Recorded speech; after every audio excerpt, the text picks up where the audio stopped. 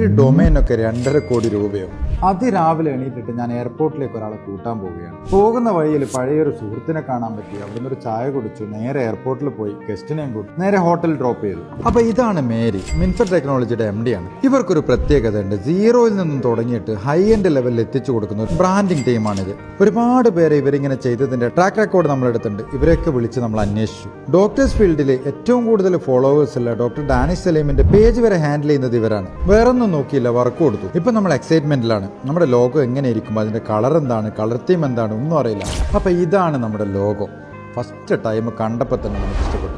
Colour തീമും ഡിസൈനും എല്ലാം ഒക്കെ. നമ്മൾ പറഞ്ഞ ഒരേ ഒരു കാര്യം, ഒരു പ്രീമിയം ലെവലിലുള്ള ഒരു ബ്രാൻഡിങ് ആയിരിക്കണം എന്നുള്ളതാണ്. We are impressed. ഇനി ഒരു ഡൊമൈൻ എടുക്കണം. എന്നാൽ ജിയോറോ.com വില കേട്ട് കഴിഞ്ഞാൽ നിങ്ങൾ എല്ലാവരും ഞെട്ടും. ഒരു ഡൊമൈനൊക്കെ 2.5 കോടി രൂപയോ? എന്തായാലും അത് എടുക്കുന്നില്ല. നമ്മൾ ഹോസ്പിറ്റലിന്റെ പേര് മാറ്റാൻ ഉദ്ദേശിക്കുന്നില്ല. അതുകൊണ്ട് തന്നെ നമ്മൾ ജിയോറ.hospital.com സെലക്ട് ചെയ്തു. പിന്നെ ട്രേഡ് മാർക്ക് അതുപോലെ തന്നെ രജിസ്ട്രേഷൻ കാര്യങ്ങളൊക്കെ നമ്മൾ സ്റ്റാർട്ട് ചെയ്തു. അതിന്റെ ഡീറ്റെയിൽഡുമായിട്ട് അടുത്ത വീഡിയോയിൽ ഹോസ്പിറ്റൽ കഥ തുടരും.